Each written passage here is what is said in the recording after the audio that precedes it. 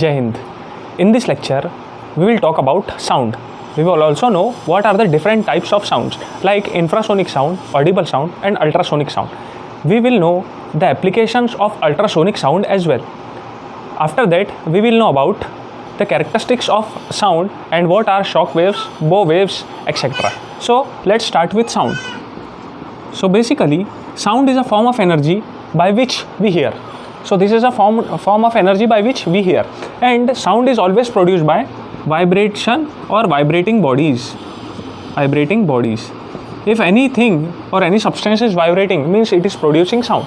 Like I am now talking. So here this voice box, or this is called as larynx. So it is vibrating, continuously vibrating. So therefore sound is produced from vibrating bodies. And here air acts as a material medium to transfer this sound energy from one place to another. So sound is produced by vibrating bodies. Now there are three types of sound. First is infrasonic sound. Second is audible sound, and third is ultrasonic. These three types of sounds are differentiated on the basis of frequency.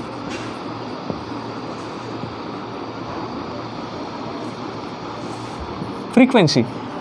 In last lecture, I told you about the parameters of a wave. Basically, sound is a wave, and wave is a disturbance which transfers energy from one place to another.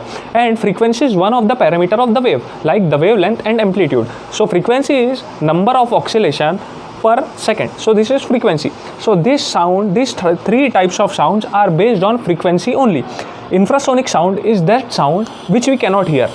Audible sound is that sound which we can hear, and ultrasonic is that sound which we also cannot hear. These things we can hear or we cannot depends on the frequency, as I told you earlier. So frequency, if it is less than 20 hertz is the unit of frequency, then it is infrasonic sound and we cannot hear. So the audible range of human ear from which we can hear the sound is from 20 hertz to 20 kilohertz. 20 kilohertz or 20,000 hertz.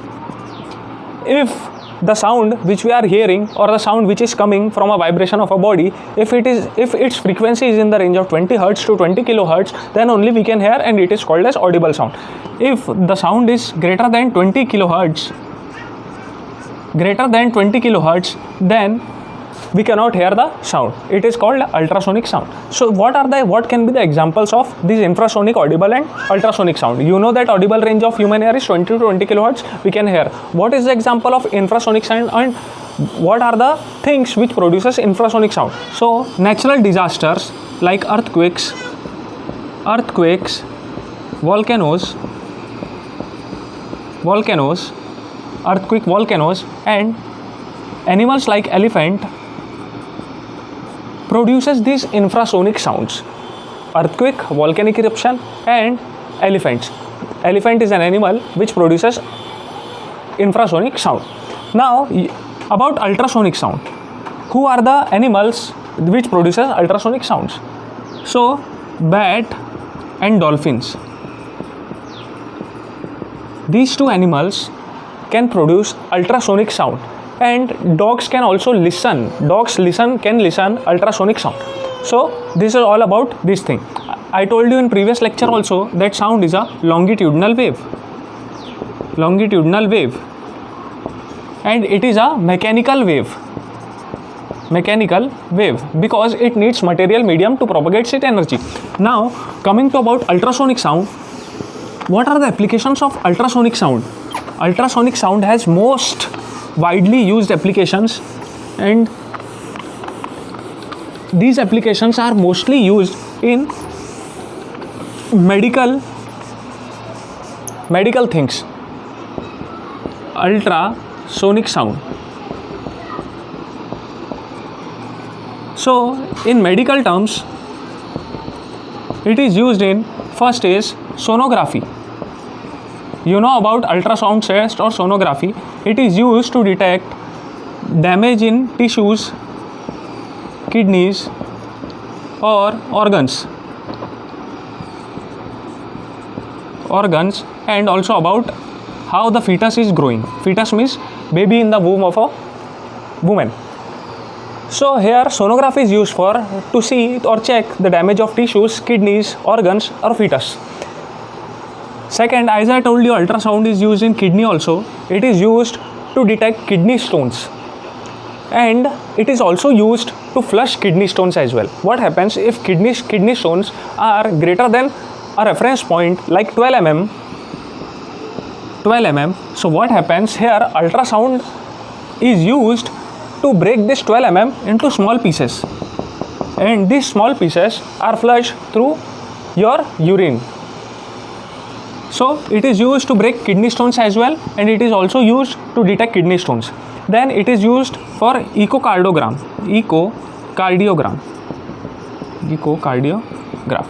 What happens in echocardiograph is this ultrasonic sound is placed on your heart, मतलब उसके ऊपर रखते हैं heart के ऊपर, और पूरी raise जो अल्ट्रासाउंड साउंड जो है ये वेव्स को हार्ट के ऊपर फेंका जाता है. उससे क्या होता है, जब ये रिफ्लेक्ट होके आता है कहीं से डैमेज, तो हार्ट ऑर्गन का पूरा शेप कंप्लीटली पता चलता है और कहाँ कैसा वर्क कर रहा है वो भी पता चलता है. तो मेडिकल इसमें सोनोग्राफी एंड इकोकार्डियोग्राम में यूज़ होता है.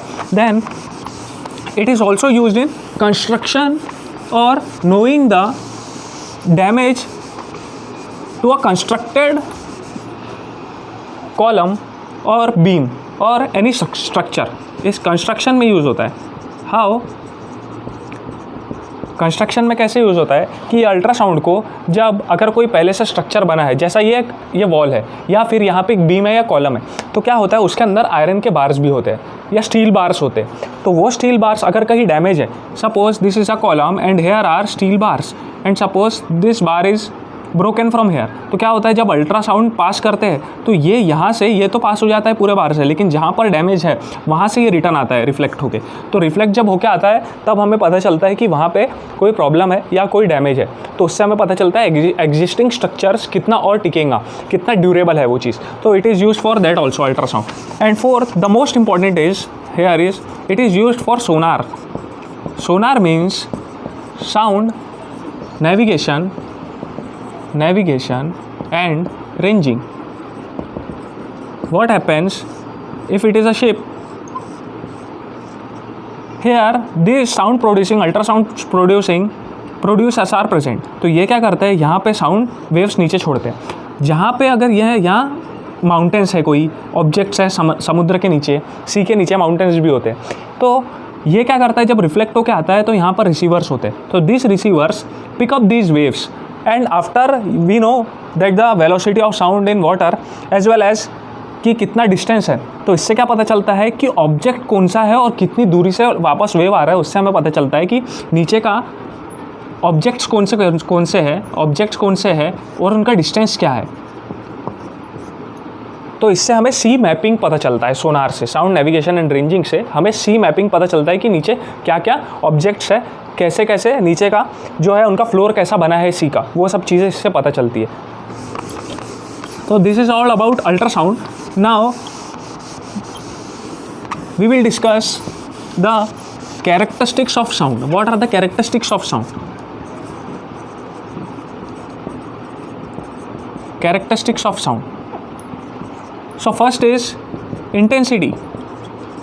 इंटेंसिटी का मतलब है एनर्जी पर यूनिट एरिया. मतलब अगर साउंड ऐसा जा रहा है तो एक एरिया में, पर यूनिट एरिया में कितने एनर्जी, कितनी क्वांटिटी में ये वेव्स पास हो रही है, उसको इंटेंसिटी बोला जाता है. तो इंटेंसिटी एनर्जी अपॉन एरिया. अब इंटेंसिटी जो है it is directly proportional to amplitude.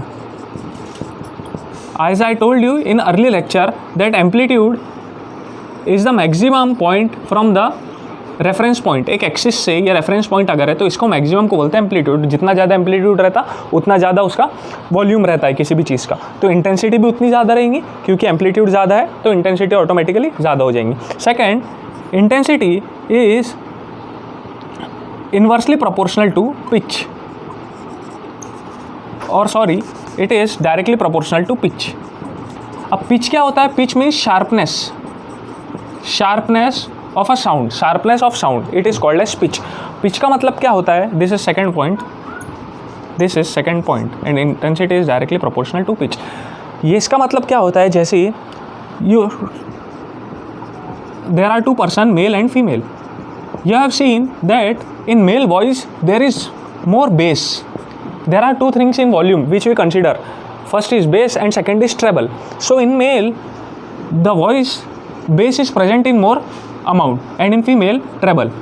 तो इससे क्या होता है, जो फीमेल्स की वॉइस होती है वो बहुत ज़्यादा शार्प होती है और वो बहुत ज़्यादा दूर तक भी ट्रैवल करती है। वहीं पे मेल की वॉइस में ज़्यादा बेस होने के कारण वो कम दूरी तक भी तय करती है और जो होता है वो थोड़ा डाउन लो वॉल्यूम होता है उसका, लेकिन फीमेल का बहुत शार्प होता है। तो पिच ज़्यादा किस में होती है, फीमेल में, और मेल में क्या होता है, base. So these things, the voice of male and female are secondary sexual characters which we will discuss in biology as well. So intensity is directly proportional to pitch. The more the pitch is, the more the intensity is, and it is directly proportional to amplitude as well. These are the two characteristics of sound, or you can say three characteristics. First was amplitude, second was intensity, and third was pitch. The most important topic in this chapter is about speed of sound. Speed of sound, and on which factors it depends. We all know that speed of sound is at standard 22 degrees Celsius, it is 344 meter per second. But how it changes with respect to density, humidity, temperature and pressure. What are the effects of density, pressure, humidity and temperature on speed of sound? We have to see that. So it is the most important section from this point because number of questions are asked on these factors only. So first is density. See, while density, I have to give you two examples. Like first is about solids, density in solids, liquid and gases. Density of solids is maximum, liquid is lesser than solid, and density of gas is least. Second is about moist air and dry air. यहाँ पे क्या है कि इधर पे density of moist air जो है वो कम होती है ड्राई एयर से। सबको ये लग रहा हो कि मॉइस्ट एयर की डेंसिटी होती है ज़्यादा, लेकिन ऐसा नहीं है, ड्राई एयर की होती है ज़्यादा। वो क्यों होती है वो भी बताऊँगा। सो यहाँ पे क्या होता है, यहाँ पे सबसे ज़्यादा स्पीड जो रहेंगी साउंड की, that will be maximum in solid, थोड़ा कम रहेगा लिक्विड में, and minimum will be in gas, you all know. But here the maximum speed will be in moist air, means here will be maximum, और यहाँ पे dry air में minimum रहेगा, लेकिन इसकी डेंसिटी है maximum. Density of dry air is maximum. यहाँ पे डेंसिटी मैक्सिमम सॉलिड की है, लेकिन वहाँ पे क्या है, डेंसिटी मैक्सिमम भी है लेकिन स्पीड ऑफ साउंड भी मैक्सिमम है। लेकिन यहाँ पे डेंसिटी ड्राई एयर की मैक्सिमम है लेकिन स्पीड ऑफ साउंड मिनिमम है as compare to moist air. ऐसा क्यों? तो इसके लिए आपको बताऊँगा दो चीज़। First is about compactness and second is stiffness. Compactness जो ये चीज़ है, it is directly related to density, कि कितना कॉम्पैक्ट है उतना ज़्यादा डेंस होगा मटेरियल। लेकिन स्टिफनेस कैसा है, it is the amount of rigidity और हार्डनेस। कोई भी मटेरियल कितना हार्ड है कितना रिजिड है वो स्टिफनेस बताता है, और ये जो प्रॉपर्टी है it is only property of solids. ये सिर्फ स्टिफनेस जो प्रॉपर्टी है वो सॉलिड्स की होती है। जैसे डेंसिटी ऑफ स्टील और आयरन, ये दोनों लगभग सेम ही है, लेकिन जो स्टील है वो इजीली बेंड हो सकता है आयरन के कंपैरिजन में। तो वहाँ पे क्या है, स्टिफ ज़्यादा कौन है, आयरन है, लेकिन स्टिफ कम कौन है, दैट इज़ स्टील। वैसे ही कॉम्पैक्टनेस बताया मैंने, वो डेंसिटी के इक्विवेलेंट है, लेकिन स्टिफनेस क्या, amount of rigidity and hardness.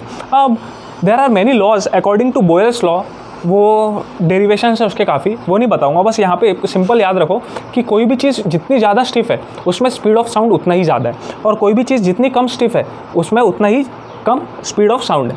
यहाँ पे डेंसिटी और स्टिफनेस हर चीज़ में आएगा। जैसे सॉलिड में stiffness and density both are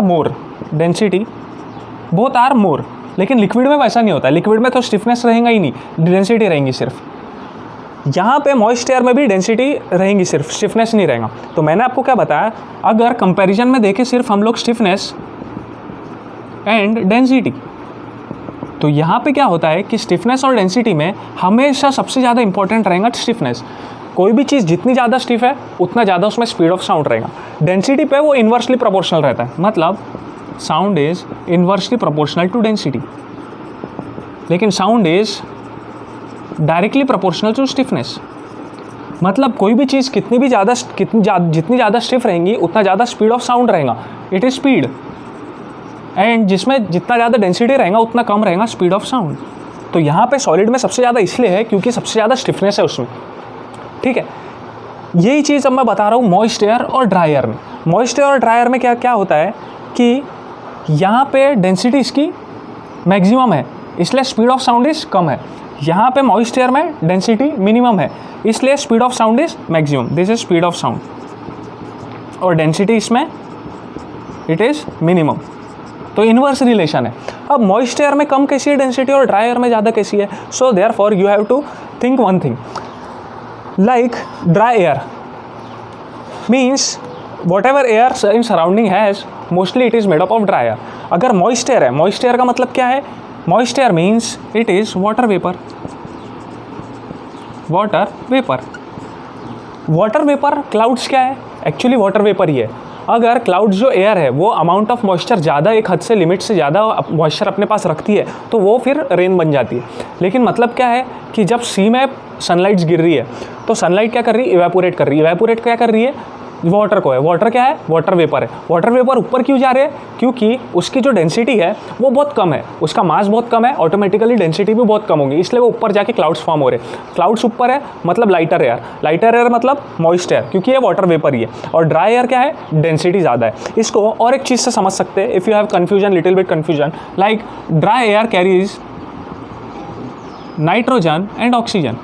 यही सबसे ज़्यादा एयर में हमारे आसपास सबसे ज़्यादा क्वांटिटी में, this is 21%, it is nearly 79%, nearly या 77% भी हो सकता है। वहीं पे वाटर वेपर अगर देखें हम तो hydrogen and oxygen, this is dry air and this is moist air. यही होता है ना, वाटर वेपर में सिर्फ हाइड्रोजन और ऑक्सीजन ही होते हैं और इसमें नाइट्रोजन ऑक्सीजन। तो नाइट्रोजन जो है उसका जो मास है ना वो बहुत ज़्यादा होता है और ऑक्सीजन का सपोज इट इज़ 32, 16 होता है, लेकिन मॉलिक्यूल के कंपैरिजन में लेंगे तो 16 प्लस 16 इज 32 और इसका 14 प्लस 14 तो इट इज़ 24। तो 32 और 44 6 एंड 2 and 5 56, नियरली 56 के आसपास आ रहा है। वही यहाँ पर हाइड्रोजन देखूँ मैं, हाइड्रोजन इज़ 1 और इसके 2 मॉलिक्यूल लूँगा, इट इज़ 2 और ऑक्सीजन यहाँ पे कितना है? 32, सो इट इज़ 34। मतलब क्या हुआ? मास किसका कम है सबसे ज़्यादा? दैट इज़ मॉइस्ट एयर, और ड्राई एयर का मास ज़्यादा है। तो इससे हमें क्या पता चल रहा है? हो सकता है नाइट्रोजन का मैंने गलत ले लिया हो पर इसके आसपास ही होता है। इससे क्या पता चल रहा है हमें कि जो ये मॉइस्ट एयर है उसकी मास है come and density is mass upon volume और वेट अपॉन वॉल्यूम।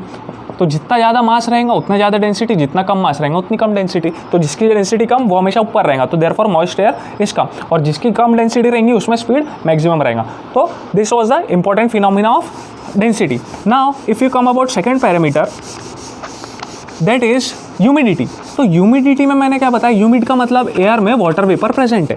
तो एयर में वाटर वेपर प्रेजेंट है मतलब वहाँ पे भी क्या आ गया? मॉइस्ट एयर और ड्राई एयर। तो ये जो सेकंड पॉइंट आपको बताया मैंने, that is humidity only. So density और ह्यूमिडिटी, ह्यूमिडिटी जितना ज़्यादा उतना स्पीड ऑफ साउंड ज़्यादा, और ह्यूमिडिटी जितनी ज़्यादा कम उतनी स्पीड ऑफ साउंड कम। So this was the two things और two parameters of speed of sound which is dependent. Now the third parameter is about temperature. How speed of sound increases with increasing temperature. Temperature is directly proportional to speed of sound. कैसे होता है ये कि if there are air molecules in summer, ये summer का है, and this is about winter, इसमें भी एयर मॉलिक्यूल्स है। तो क्या होता है, समर में टेम्परेचर ज़्यादा होने के कारण ये जो एयर मॉलिक्यूल्स है ये ज़्यादा काइनेटिक एनर्जी ले लेते हैं। इनमें ज़्यादा काइनेटिक एनर्जी होती है, टेम्परेचर ज़्यादा होने के कारण ज़्यादा काइनेटिक एनर्जी होती है, तो वो बहुत जल्दी वाइब्रेट होते हैं, बहुत ज़्यादा वाइब्रेट होते हैं। तो जितने ज़्यादा वाइब्रेट होंगे और जितने जल्दी वाइब्रेट होंगे उतनी जल्दी साउंड जो है दैट विल प्रोपागेट फर्दर, तो उससे ज़्यादा फर्दर में प्रोपागेट होगा। और वही विंटर में क्या होता है, काइनेटिक एनर्जी बहुत कम होती है टेम्परेचर डाउन होने के कारण। So therefore because of low kinetic energy the air molecules vibrates in less amount. So therefore speed of sound in summer season is more, means as the temperature increases speed of sound also increases. So this is directly proportional to this thing. The fourth and the last one is about pressure. what happens? Pressure. Now there is particular ideal gas equation. It is called as Boyle's law also. So उसमें क्या होता है? Velocity is under root gamma p upon rho. This is density. This is pressure. तो ये चीज़ याद नहीं रखनी है. मैं आपको क्या बताना चाह रहा हूँ यहाँ पे कि प्रेशर कितना भी हो, pressure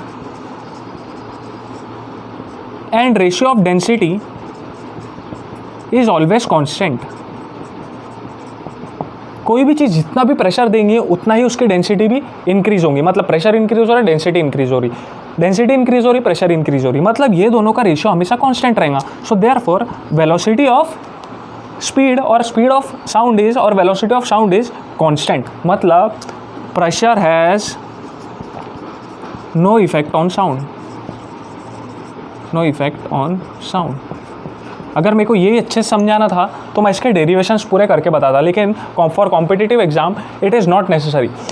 only one point you have to remember is pressure has no effect on speed of sound, on speed of sound. So what parameters we have learned about? First is density, humidity, third is temperature and fourth is pressure. Density is inversely proportional. मैंने क्या बताया, जब भी density का जिक्र आएगा, अगर वो चीज़ सॉलिड है तो सॉलिड में डेंसिटी को ओवर पावर कौन करता है? That is stiffness. तो जितना ज़्यादा स्टिफनेस उतना ज़्यादा स्पीड ऑफ साउंड. फिर डेंसिटी देखे हमने, then humidity, moist air and dry air, temperature देखे एंड प्रेशर देखे. So what we have learned in this lecture is about what are the sound, what are the different types of sound, what are the applications of ultrasound, what are the characteristics of sound, intensity, pitch, amplitude, and how the speed of sound changes with respect to density, humidity, pressure and temperature. Thank you.